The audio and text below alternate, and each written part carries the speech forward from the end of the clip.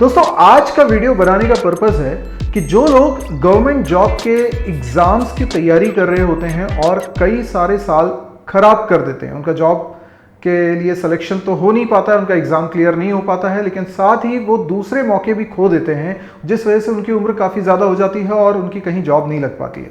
तो आज का वीडियो इन्हीं लोगों के लिए है और यदि आप भी इस ट्रैप में फंसे हुए हैं और जीवन की इस उलझन में हैं तो शायद आज का वीडियो आपके लिए बेहद काम का हो।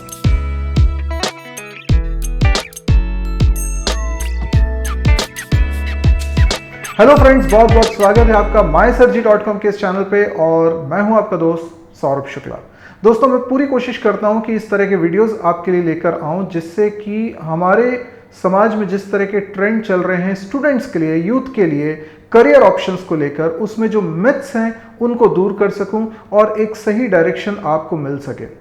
तो आज का जो हमारा मुद्दा है वो यही है कि गवर्नमेंट जॉब के लिए एग्ज़ाम्स की हम तैयारी करते हैं, फिर वो चाहे यूपीएससी का एग्ज़ाम हो, पीएससी लेवल का एग्ज़ाम हो, रेलवे का एग्ज़ाम हो, बैंक के एग्ज़ाम्स हो या और भी कई सारी जॉब्स होती हैं जो गवर्नमेंट सेक्टर की निकलती हैं, उन सभी जॉब्स की मैं बात कर रहा हूँ।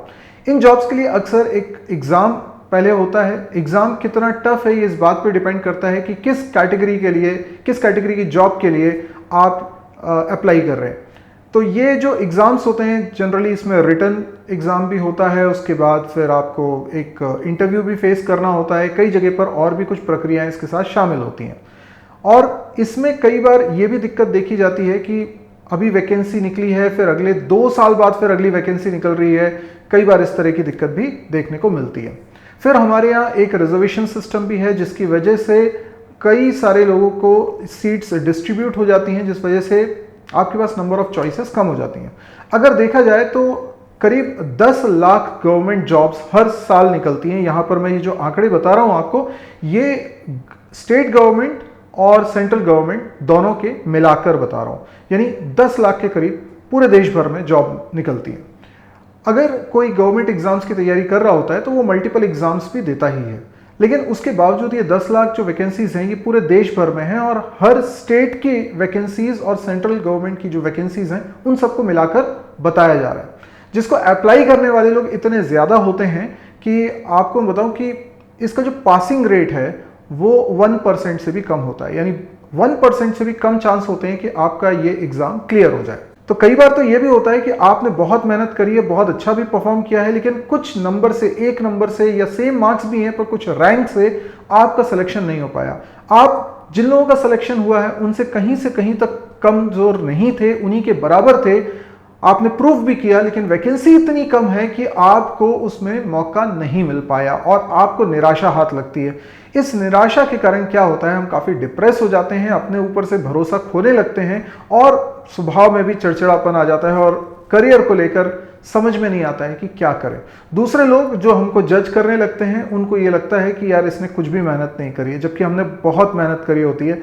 लेकिन वो बात किसी को समझाना बहुत आसान नहीं होता और हर किसी से बात करना बुरा लगने लगता है। वो एक ऐसा साइकोलॉजिकल हमारे दौर चल रहा होता है जिसमें हम डूबते ही जाते हैं। उस डूबने की प्रक्रिया से बचाने की एक कोशिश है ये वीडियो। तो कई लोग ये भी जानना चाहेंगे कि गवर्नमेंट सेक्टर का जॉब करना ज़्यादा बेहतर है या प्राइवेट सेक्टर का जॉब करना ज़्यादा बेहतर है, आज इस पर भी बात होगी।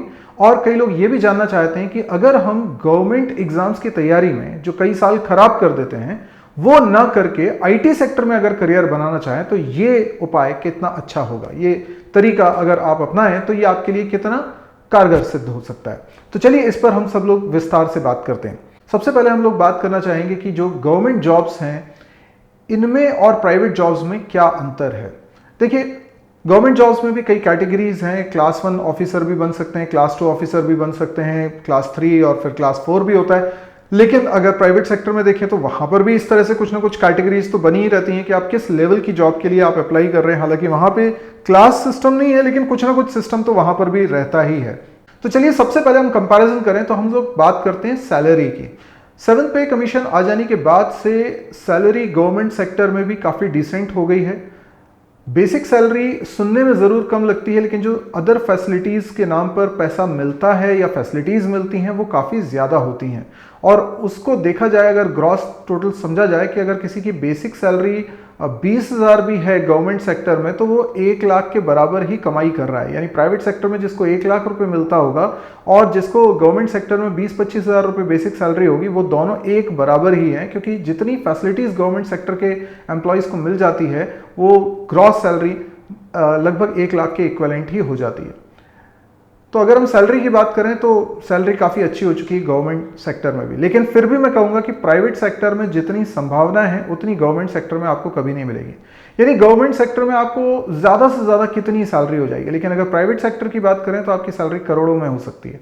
यस, तो ये डिपेंड करता है कि आप किस पोजीशन के लिए काम कर रहे हैं, कितनी मेहनत करते हैं, और अगर आप में हुनर है, आपको नॉलेज है, तो डेफिनेटली प्राइवेट सेक्टर में जितना आपको संभावना है उतनी गवर्नमेंट सेक्टर में आपको नहीं मिलती।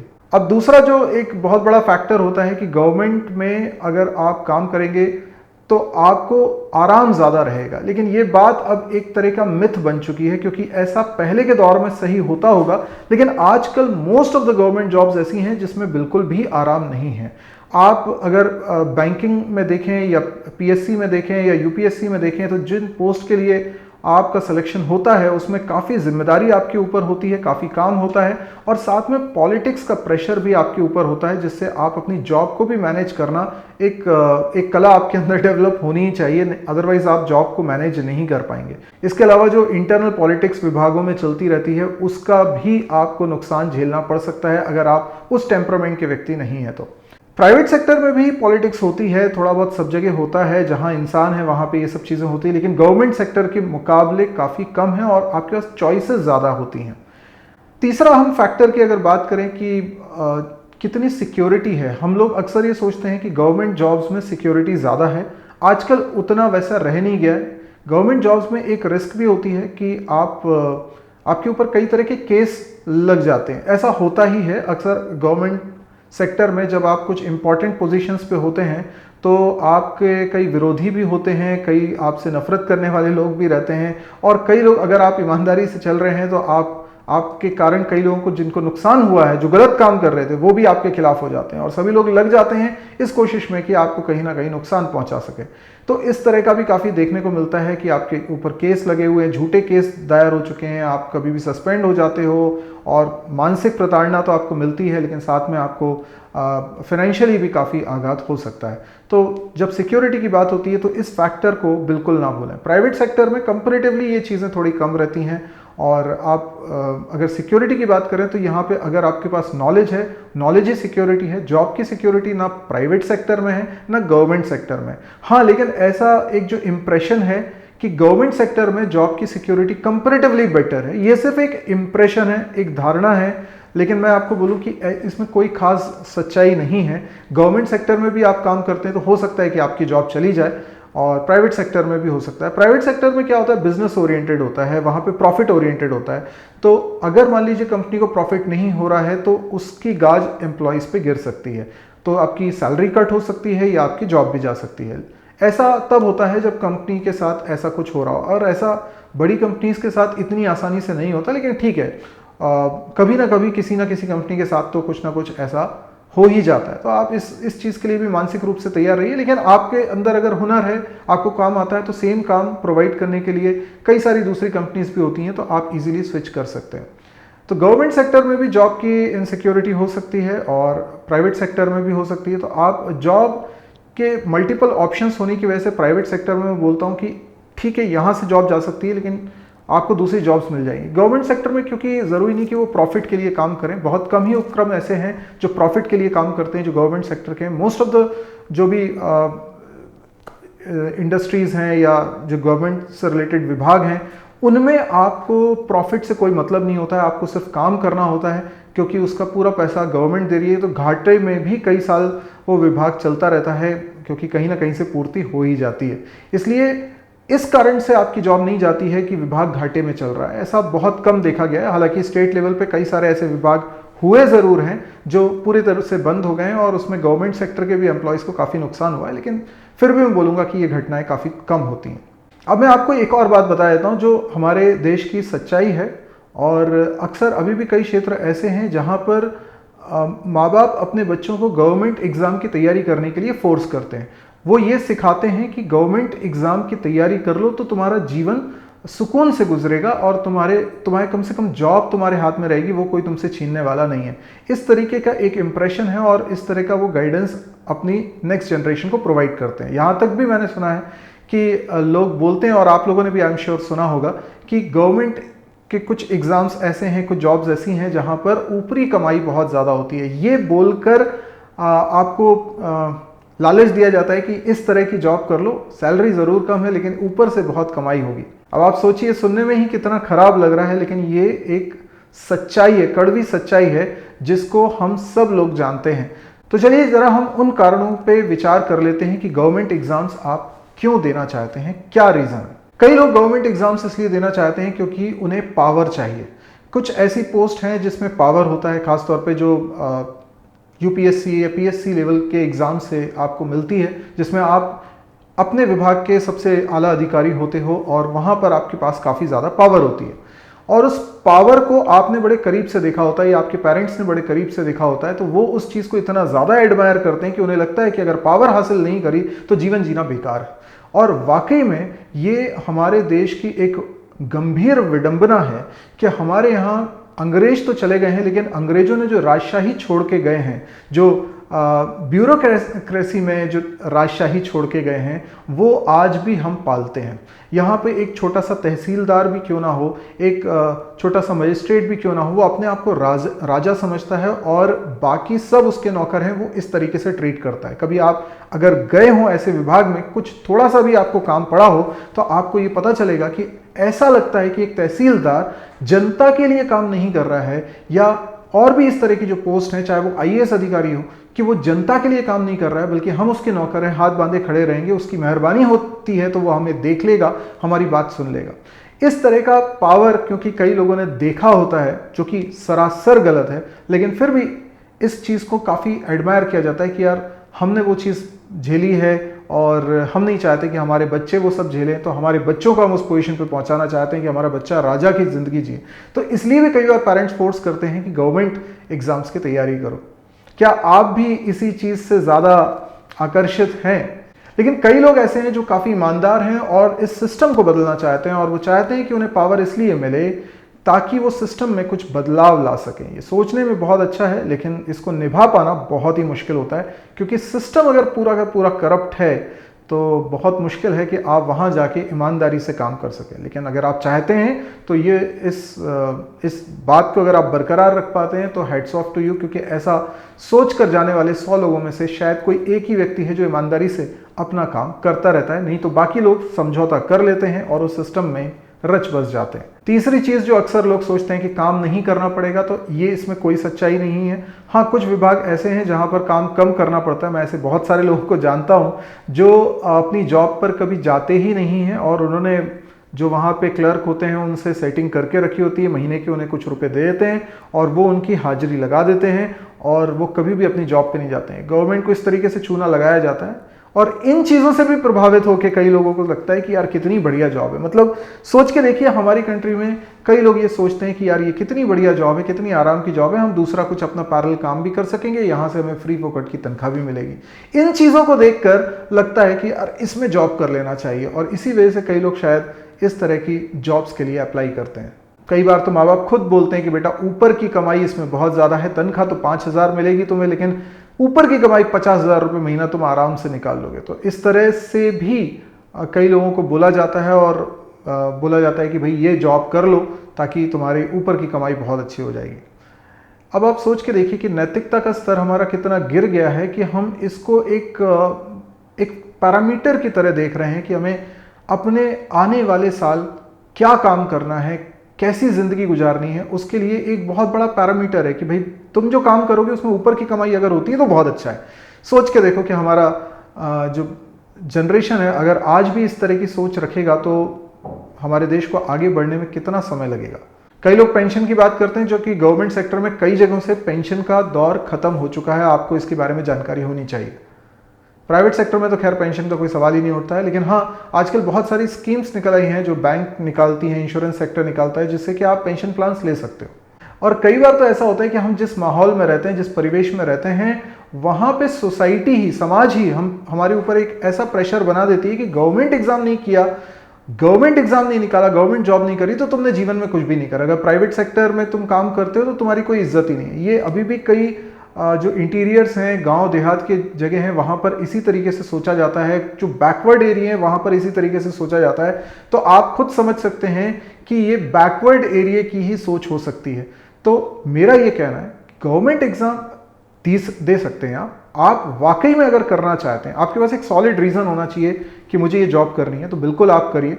और अगर ईमानदारी से काम कर सकते हैं तो ही मैं कहूँगा गवर्नमेंट जॉब को करने की कोशिश करिए, क्योंकि हमारे देश में वैसे ही बहुत दिक्कतें हैं और ये दिक्कतें और मत बढ़ाइए अगर आप ये सोच कर जा रहे हैं कि हम बेईमानी से काम करेंगे और हमारे पास पैसा आएगा।